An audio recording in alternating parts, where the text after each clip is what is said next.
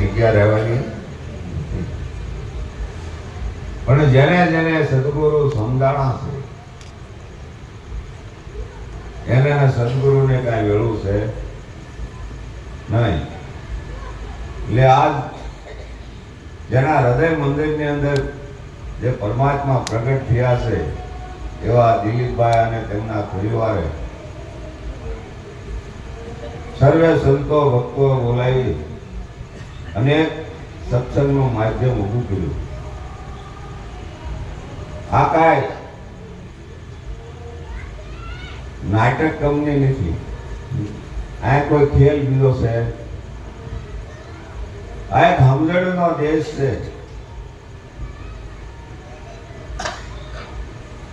સદગુરુનું જ્ઞાન સાંભળ્યા પછી પોતાના જીવનમાં ઉતારવું, ગ્રહણ કરવું અને એવું આપણું જીવન બનાવવું, આ માટે સંતોનો પ્રયાસ છે.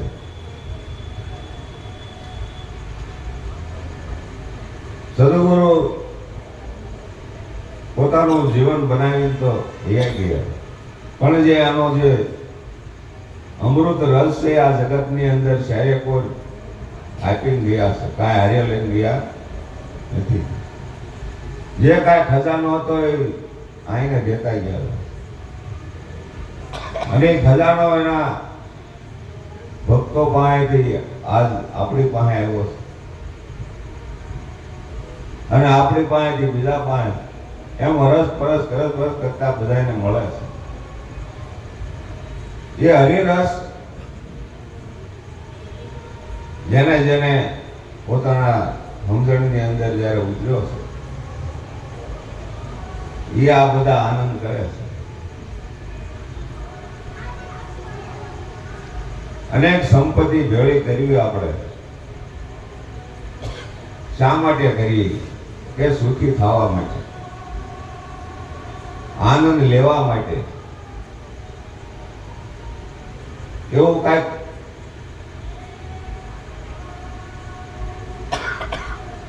સુખ મળી જાય અને સુખ ક્યારે જાય નહીં એવો આપણે પ્રયત્ન કરીએ છીએ. પણ સુખ ક્યાં છે, આનંદ ક્યાં છે એની આપણને ખબર નથી. જ્યાં આનંદ છે, જ્યાં સુખ છે ત્યાં આપણી સુખતા પણ દ્રષ્ટિ પણ જાતી નથી. અને અનેક પદાર્થોની અંદર આનંદ ગોચવી છે એ આનંદ દેવાનો એનો ગુણ નથી. એમાંથી ક્યારે આનંદ ન આવે. આનંદ તો પોતાનો આત્માનો જ આવે, પણ આપણને એવું લાગે છે કે આ મોટરમાંથી આવ્યો. હકીકતમાં મોટરનો ગુણ નથી આનંદ દેવાનો, બંગલાનો ગુણ નથી આનંદ દેવાનો. આનંદ આત્માનો છે, પણ આપણને એવું લાગે બંગલામાંથી આવ્યો. હકીકત જ્યાં આનંદ છે ત્યાં આપણી દ્રષ્ટિ નથી, અને નથી આનંદ ત્યાંની વાહે આપણે રાતદી મહેનત કરીએ છીએ અને રાતદી એની વાહે તનને તોડવી છીએ. પણ એ મન આપણું એટલું બધું ચતુર છે, એ બધું દંડોળે મૂકી દે છે, દોડાય કરે છે. પણ સદગુરુ તો પોતાને આનંદનું ઘર બતાવે છે કે બ્રહ્માનંદમ પરમ સુખદમ કેવલ જ્ઞાન મૂર્તિ. સુખનું ઘર હોય તો બ્રહ્મ છે, અને બ્રહ્મને આપણને સદગુરુએ ઓળખાયો. એ પરમ સુખદાયક છે, સુખ એ કાયમ સુખ રૂપ છે. એને કાંઈ ઉશીનો સુખની જરૂર પડતી, એ પોતે સુખરૂપ છે, પોતે જ આનંદ રૂપ છે. બહારથી ઉશીનો આનંદ કેટલી ગણી રહે. આપણે ઉશીનો આનંદ લઈને આપણે આટા મારીએ છીએ એટલે આનંદ જાજી ઘણી ટકતો નથી. અને એવા જયારે આપણને સદગુરુ મળ્યા છે પરમ સુખ અને શાંતિ અને પ્રાપ્ત પોતે ઘરે પહોંચ્યા છે, અને એ ઘર આપણને બતાવી શકે. અને જેની પાસે સુખ હોય ને એની જ આપી શકે, ન હોય કે જ આપે. તમારી પાસે પૈસા ન હોય તો પૂછ્યું ના વગર તો ક્યાંથી દઈએ તો હોય તો દઈએ કાંઈ. જેની પાસે આનંદ છે એની પાસે જાઓ તો આનંદ મળે. જેની પાસે આનંદ નથી ત્યાં તમે માંગણી કરો તો ક્યાંથી મળે. એટલે સદગુરુ છે પરમાર્થી છે. આ એવા છે આ 5 તત્વના ખોળ અંદર જે પોતે આવ્યા છે આ જગતના અંદર પરમાર્થ કરવા આવ્યા છે, સેવા કરવા આવ્યા છે. સેવા કરવા માટે આ 5 તત્વનું ખોળ્યું એને ધારણ કર્યું છે.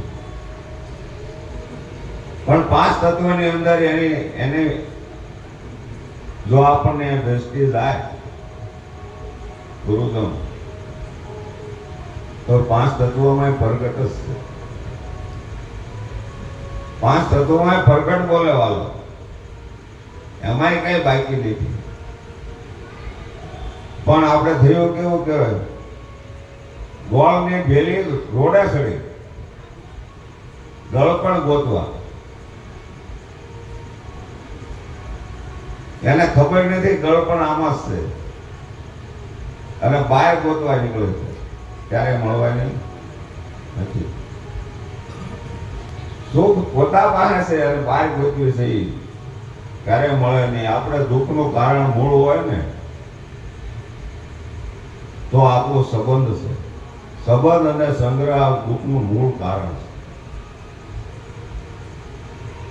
આપણે ઝાડમાંથી બહાર નીકળી શકતા નથી અને આપણે ભેળું કરેલું છે એ છૂટતું નથી. મન એમાં આસક્ત થયેલું છે એટલે સુખ દુઃખ અનુભવે. પણ મૂળ તત્વ આપણું છે ને આ સુખ દુઃખ નથી એવું ગુરુ આપણને બતાવે.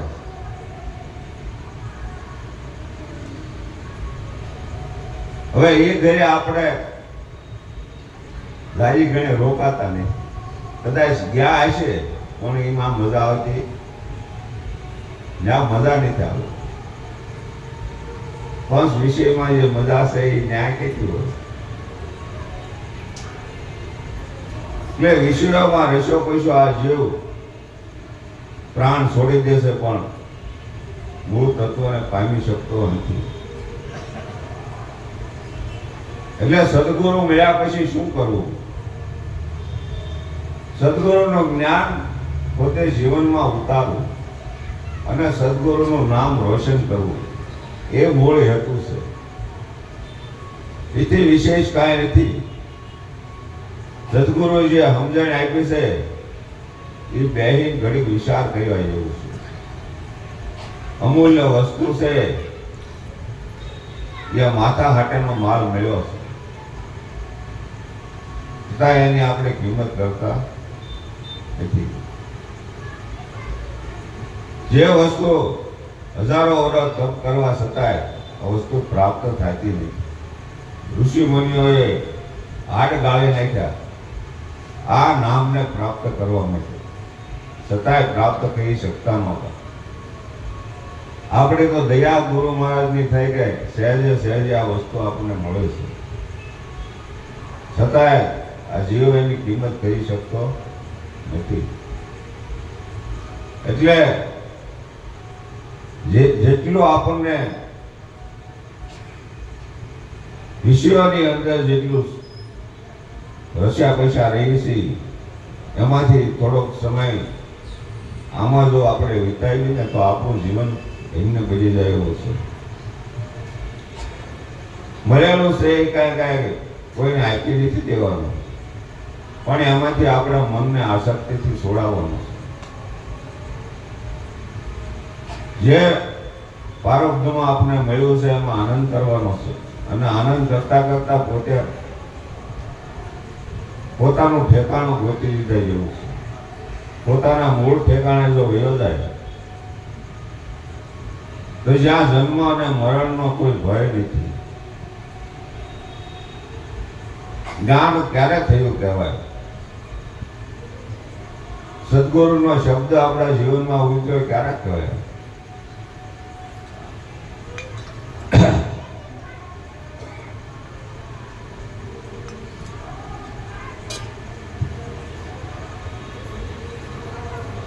કે દોરડી અને સાપ બે નથી, વિચાર કરી લીધા જેવો છે. જેથી દોરડીનું જ્ઞાન થયું એટલે સાપ અને ભય બે વ્યા જાય.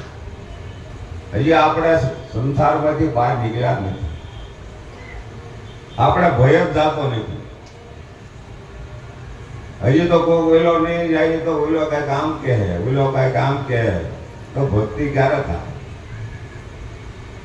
બંધનમાં તો હજી આપણે એમ નામ સહી છૂટા પીડ્યા જ નથી. આ તો બધામાંથી છૂટાય તારે ઘરે જવાય એવું છે. હારે લઈને ગલીમાં ઉતરાય એવું નથી. પ્રેમ ગલી છે ઇતની સાંકડી તમે દો ન સમાય. જ્યાં હું હે ને હરી નથી, ને હરી છે ને હું નહીં, દોનો એક સાથે રહ્યા એવું નથી. એ ગલીમાં ઉતરવું હોય તો સંગ છોડવો પડશે, અસંગ થવું પડશે. એકલા હલાય એવું છે, બે હલાય એવું. સતની શેરીમાં અમે ઉતર્યા તો હામા મળ્યા ભગવાન, ભેળા ભર્યા ભગવાન. બધા સંતોએ કીધું જ્યાં ઉતર્યા એ શેરીમાં, કારણ કે હાકડી શેરી છે, એ બધું છૂટે ને તારે શેરીમાં ઉતરાય એવું છે. અને જ્યાં ઉતરે ને ત્યાં જ ભગવાન છે, ત્યાં જ ગુરુ મહારાજ બેઠા છે. પણ જ્ઞાન ખિસ્સામાં રખડે મેળ પડે એવું નથી. ખિસ્સામાં રહીને રખડીએ કે અમે આત્મ જ્ઞાની થઈ ગયા છીએ, એવું નથી. આત્મા ઓળખ્યા પછી દેવનો ભાવ મટી જવો પડે. હજી આત્માને ઓળખીને દેવનો ભાવ મટાડો. હજી દેહ અને આત્મા બે થયા નહીં, અને બે હોય ને તો હજી આપણે આ ગુરુના જ્ઞાનને સમજ્યા નથી. આત્માને ઓળખ્યા પછી દેહ ને તેની કોણ દેહ કહો છો? સાબિત કરી દો તો હકીકત સાબિત થાય એવું નથી. તો સાબિત ન થાય હોય જ નહીં.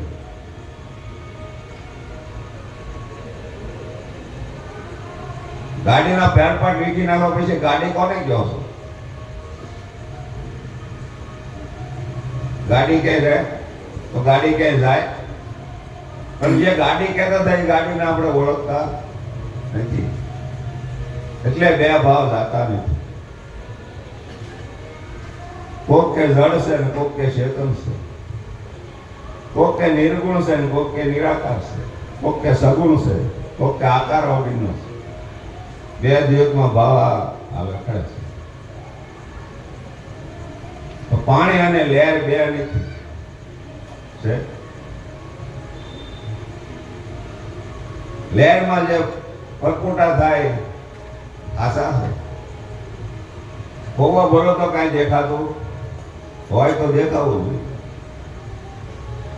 જે વસ્તુ નથી એને આપણે પકડી છે, એટલે પકડી છે એટલે સત્ય વસ્તુ આપણા હાથમાં આવતી. કારણ કે એની ઓછે સુપાણેલું છે, ન્યાસ છે, આવું છે નહીં, છતાં એ આપણે દેખાતું નથી. લહેર દેખીને સાગરને ભૂલે, લહેર બધે દેખાય, લહેર બધી ભળાય છે, એમાં સાગરને ભૂલી જાય છે. મોજા ભળાય, દીપુદે ભળાય, પણ સતાર બાપ કે એ સાગર, એ બુદબુદે, એ પીણ सब कल्पित है. जल के सिवा कुछ नहीं. मारी नजરમાં જળ પાણી સિવાય કાંઈ નથી, સાગર એ નથી. સાગર એ કોને કહો છો? આવું જ્ઞાન સદગુરુએ આપણને આપ્યું છે. જો આ રીતે આપણને સમજાય તો એ આ બધો રોગ જાય એવો છે ને કે ક્યારે જાય એવો. એટલે જ્ઞાન લીધા પછી આ સમજવાનું છે. આ આપણા જીવનની અંદર આ સમજણ લાવવાની છે. જ્ઞાની થઈ જવાય એવું નથી, મટી જાય ને તારા મળે એવું. જેટલા જેટલા જગતમાં આવીને થયા ને એ ગયા. રામ થયા ગયા, કૃષ્ણ થયા ગયા, રામાપીર થયા ગયા, બ્રહ્મા થયા ગયા, વિષ્ણુ થયા ગયા, અને મહેશી ગયા. થયા એ ગયા. જે નથી થયો ને એ રહ્યો, એ ક્યારે થયો નથી ને ક્યારે થવાનો સદોદિત એવો ને એવો છે. એને ઓળખવા માટેનું જ્ઞાન છે. જ્યાં લગી એ ન ઓળખાય ત્યાં લગી બધી ભ્રમણા છે, બધી ભ્રાંતિઓ છે. આ ભ્રાંતિ જ્યાં સુધી જાય નહીં ત્યાં સુધી આ ચક્કરમાંથી છૂટાય એવું નથી. એટલે આવું જ્ઞાન સદગુરુ આપણને આપ્યું છે, એને વિચાર કરવાનો છે. વિચારમ પરમં જ્ઞાનમ. જો જે વિચારે છે એને આ વસ્તુ પ્રાપ્ત થાય છે. જે વસ્તુ હામી છે છતાં આપણને દેખાતી નથી. હવે કોઈ એમ કે ગધેડા જેવો તો આત્મ જ્ઞાની હોય માણસ, અને ગધેડા જેવો હોય તો સારું લાગે? તો નામને કઈ શસ્ત્ર કાપે? તો આ કોને કીધું તમે નામ છો કે ગધેડા છો? ગધેડા હોય એને ગધેડો કે તો બરોબર છે, એની તો છો નહીં. તો તમને કેમ લાગે? થઈ જાય છે એટલે દુઃખ લાગે છે. જો આપણે ન હોય તો પકડવાનું શું કરવા હોય? જ્યાં છે એને રહેવા દે. પકડ આપણી મજબૂત છે, એને ઢીલી કરો. કોઈ કઈક ક્યાંય પકડાઈ જાય છે એટલે 3 દી લગી હક થતું નથી. એટલે આપણું જે લક્ષ્ય છે એ સુકાઈ જાય છે. શું થાય છે? આપણો લક્ષ્યમાં રહેતા નથી. એટલે લક્ષ્ય સુકાઈ જાય છે, અને લક્ષ્ય વગર આ સિદ્ધ થાય એવું. જેનું લક્ષ્ય સિદ્ધ છે એને પોતાને આત્મ જ્ઞાન થાય છે, અને આત્મ જ્ઞાન થયા પછી પોતે ઠરીને ઠેકાણે બેહાય એવું છે. ત્યાં લગી બેહાય એવું નથી. સદગુરુ મહારાજની. ખૂબ સરસ આનંદ કરાવ્યો મનસુખ મહારાજે. હવે હેતલબેન એક વાણીનો લાભ આપો અને ત્યાં સુધીમાં ચા પાણી આપી દીધું.